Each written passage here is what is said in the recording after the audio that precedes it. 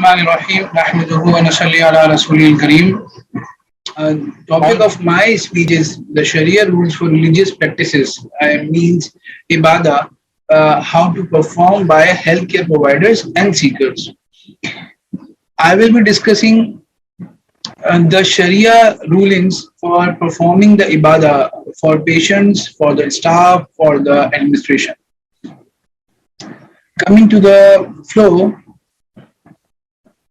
I will be discussing four parts. The first is Salah, second is Wuzu, and the third one is Tayammum, and the fourth one is fasting. Before coming to the first topic, Salah, I want to recall your attention towards the a very important verse of Allah Subhanahu wa Taala says, "A'udhu billahi minash shaitanir rajeem, wa ma khalaqtul jinna wal insa illa liya'budun." That Allah Subhanahu wa Taala created all the humans for only one purpose, that is ibadah. So as a human being, my purpose of creation is to perform the ibadah and to obey the Allah subhanahu wa ta'ala.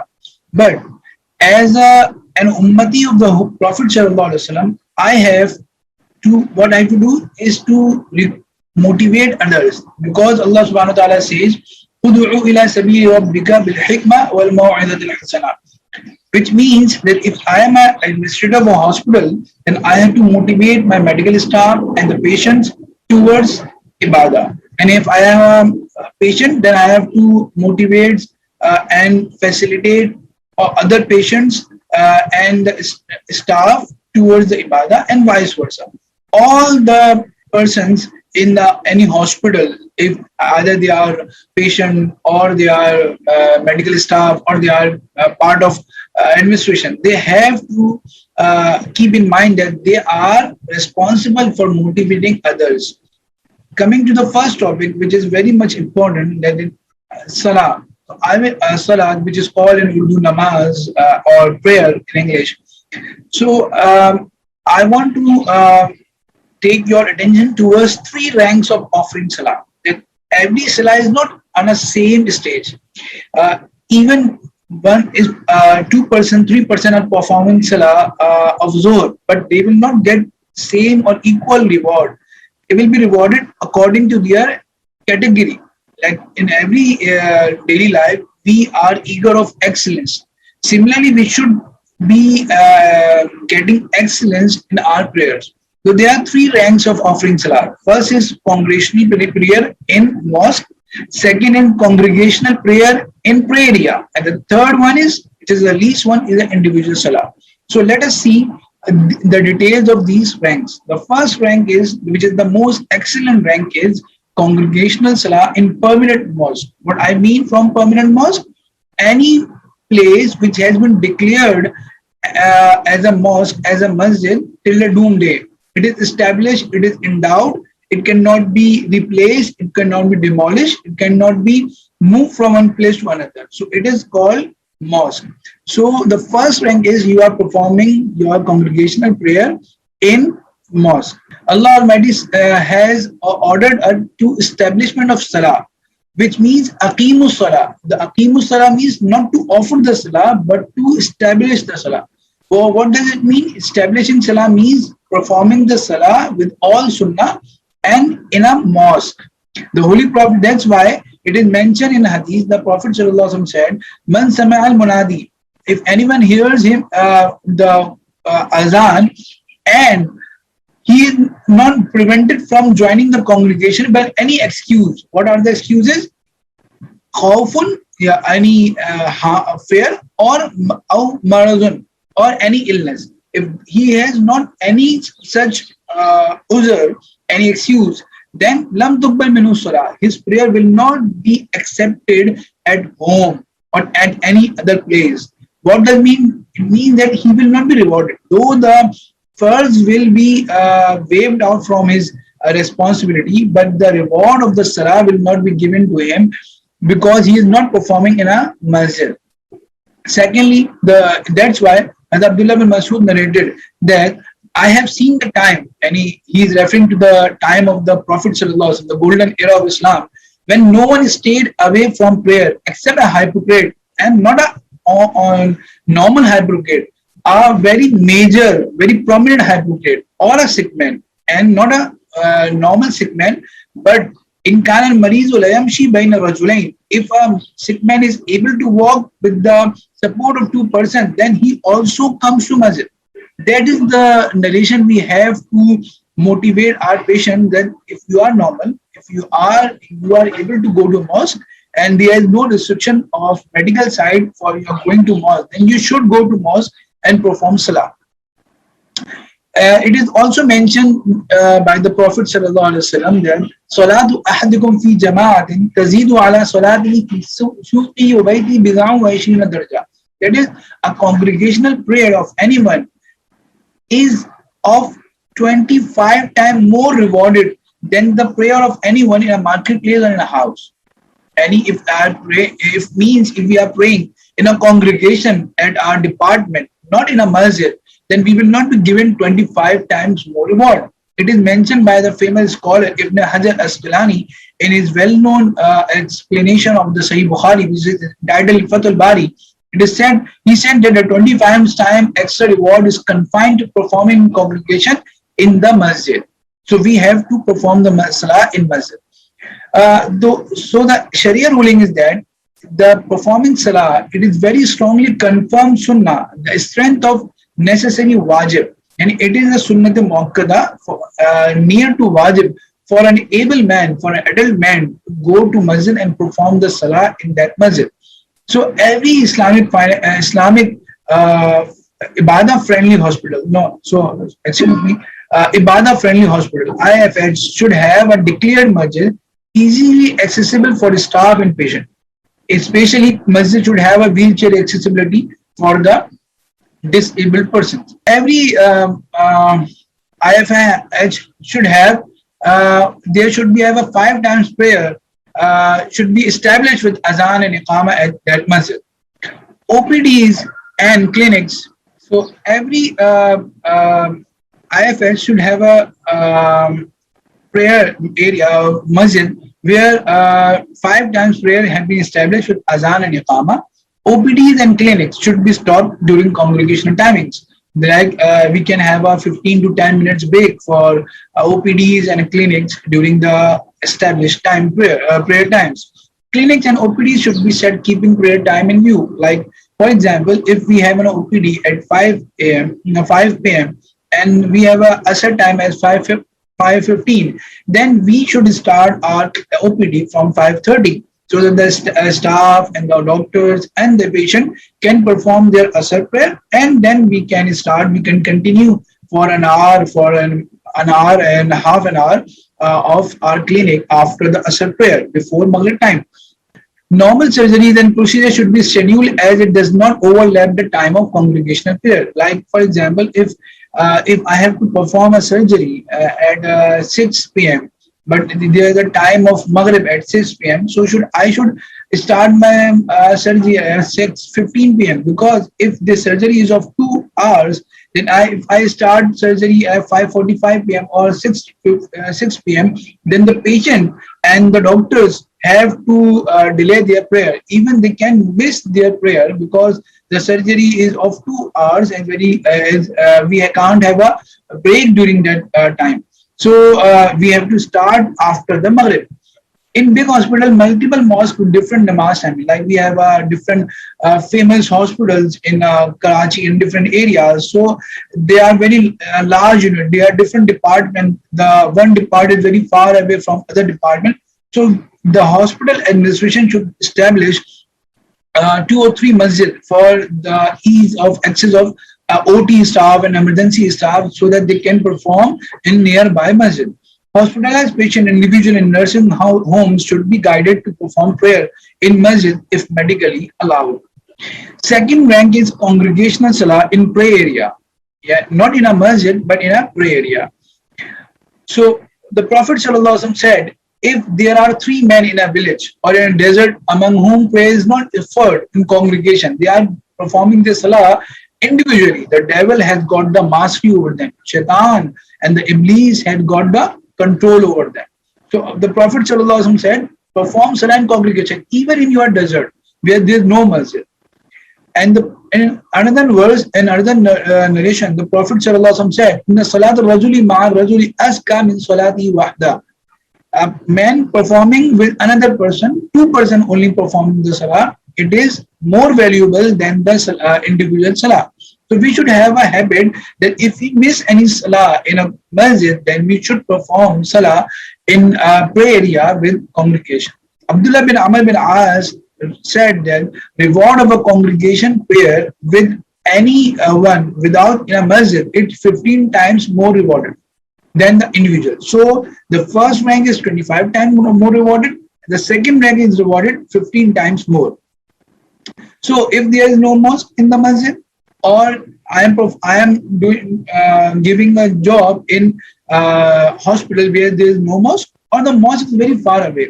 Some scholars say that if there is 1.85 kilometer distance from you from the mosque, then you are exempted to perform in a mosque, and you can perform in your department. The staff cannot leave the department due to urgent nature of job and scarcity of the human resource, like emergency department. If there are the limited staff is there and there are a lot of patients, then they are exempted from performing the salah in a mosque, but they have to perform the salah in congregation prayer in the OT department or in the emergency department.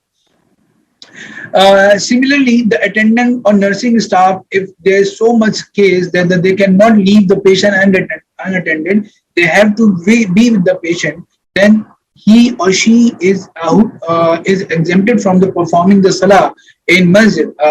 Any male is exempted from performing salah in masjid.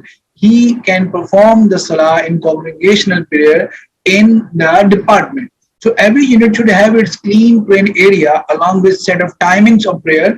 There should be a timing mentioned when the Asr Salah started, when the Asr Salah is ended, so that everyone who is entering that unit, that prayer area, can know what are the actual timings of the Salah. Separately, prayer area for men and women for observing the Parda. Like there are photos that in one picture, the staff and the patients are performing their salah in congregation in the ward, and in the second picture, one attendant and one patient is performing the salah in congregation. So a patient should be motivated not to avoid congregational prayer, but the attendant and the patient can perform salah in the room with congregation. The third rank is individual salah on time, not after the time. What is this? If congregational prayer is missed due to any urgent procedure, doctor is engaged in a severe procedure, it cannot take any namaz break for a congregational prayer. Patient is not allowed to leave the room, like he is so much ill, or he is having any transferable disease. A patient cannot pray with attendant due to his sickness.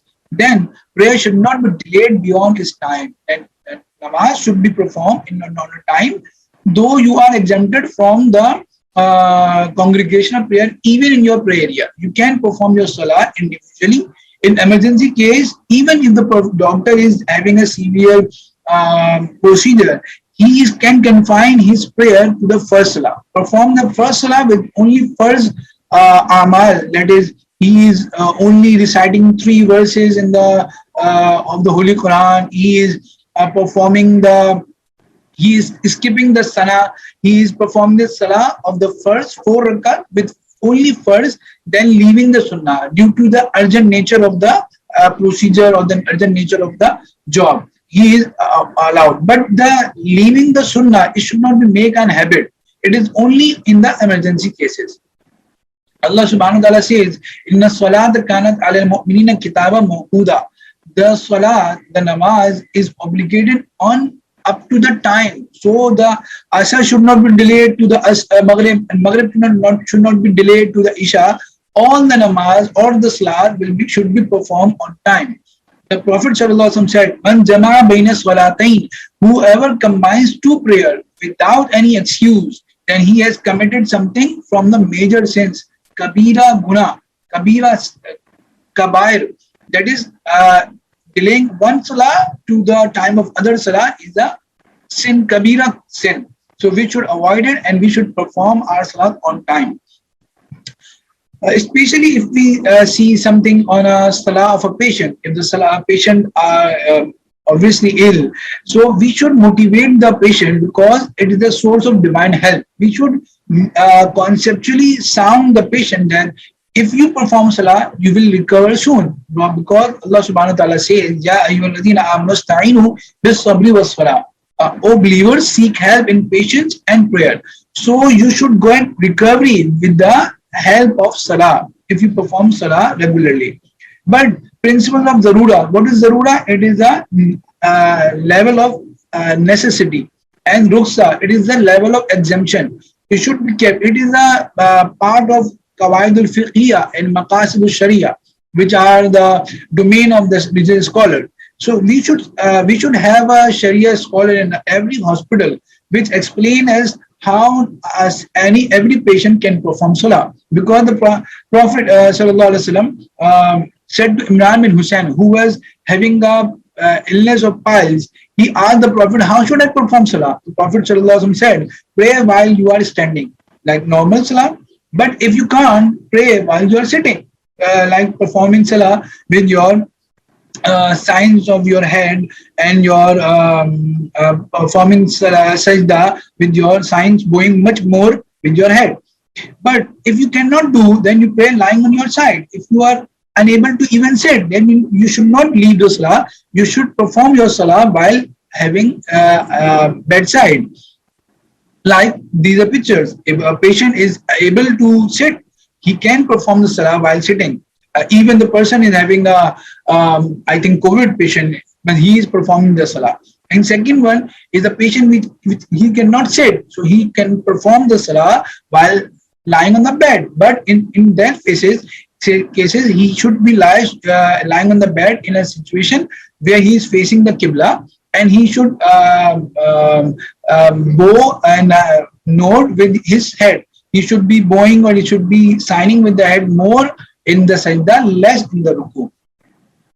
So salat of a patient, 2 points should be considered. That qiyam, standing on a feet is first in normal salah. So if someone is not having a such severe problem, he should not leave the qiyam with just on a hypothecation that I will be having a problem. No, he should refer to a religious Muslim expert physician, and if that physician says that you should avoid qiyam, otherwise you will get severe illness, then he should perform salah while sitting.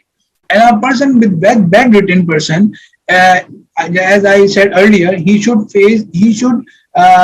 pray while facing the qibla.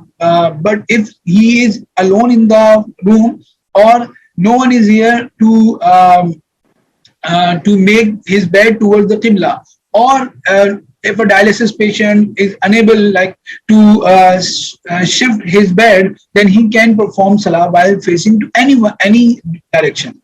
If a person is unable to make sign with his head, though he even do not move his head, like he is a caller in a neck, then he can leave the salah, and after some time when he will get recovered, he will have to make the qaza of that salah. Coming to the point of wuzu, the Prophet, the Holy Quran says, Ya ayyuhalladhina amanu idha qumtum ila salati faghsilu wujuhakum wa aydiyakum ila al-marafiqi wamsahu bi ru'usikum wa arjulakum ila al-ka'bayn. Oh, you believer, when you are going to for prayer, then you have to make wuzu. There are four farais of the wuzu. Faghsilu wujuhakum, wash your face, then wash your hand, wash your having a masa on your head, and wash your food.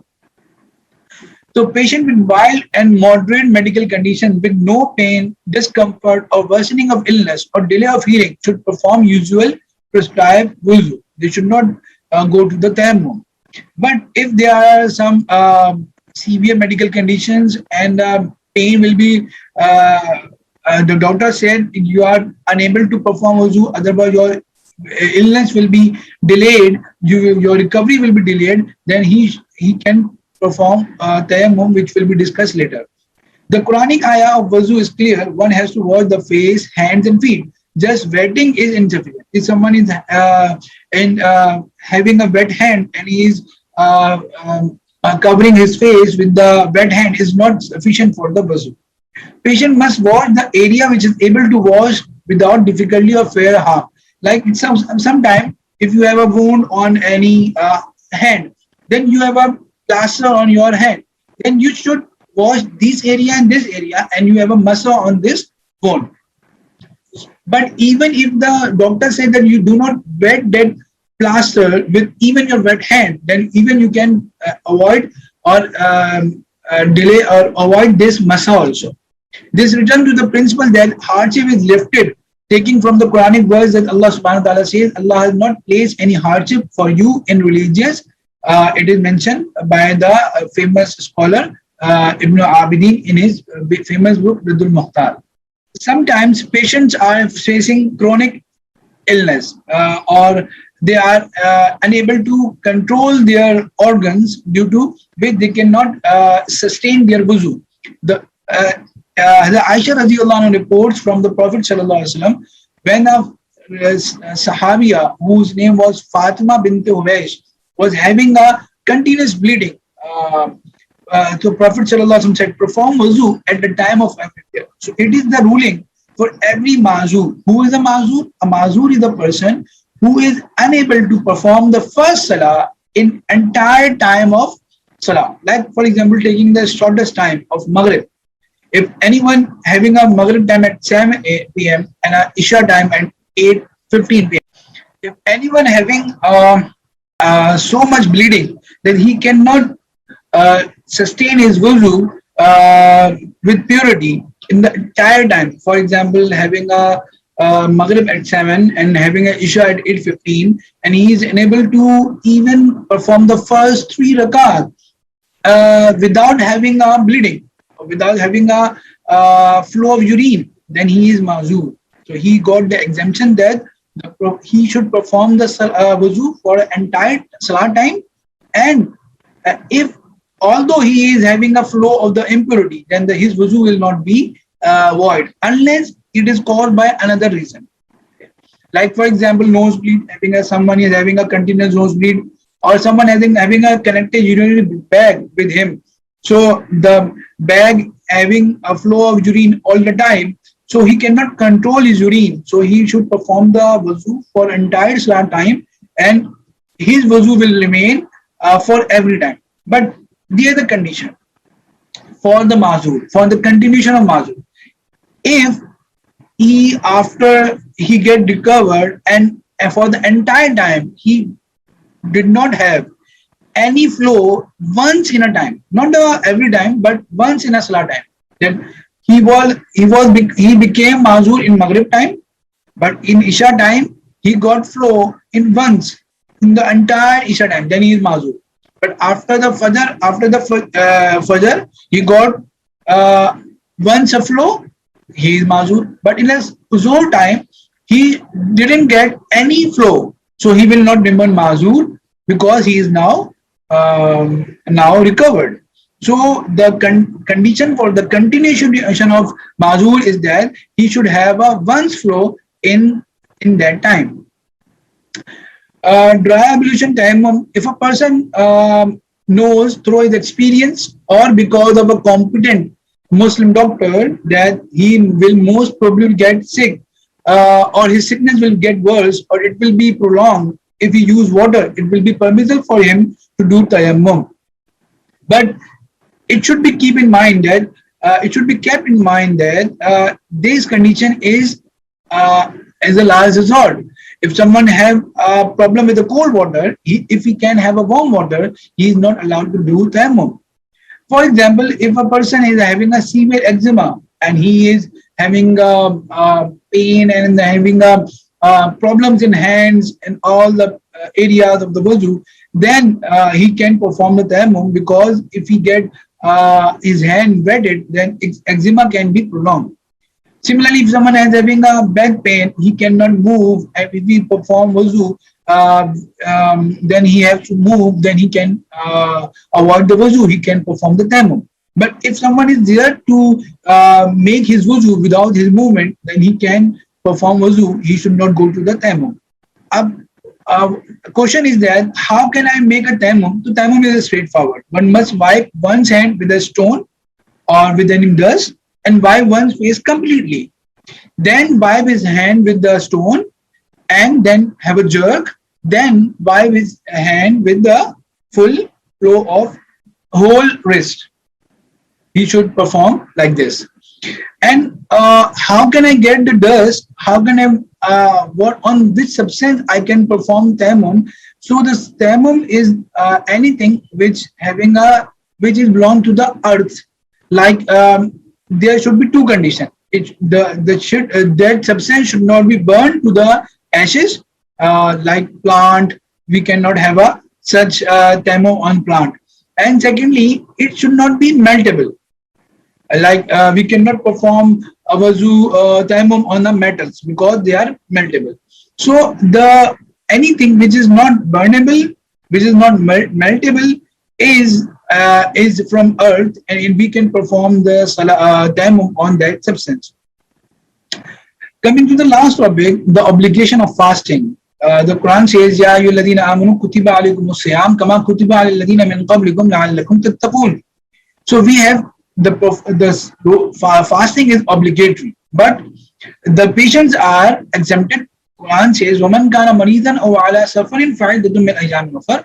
Who is a patient and who is on a traveler, he should perform. He should perform his fasting in other days. But how can I say that I am exempted?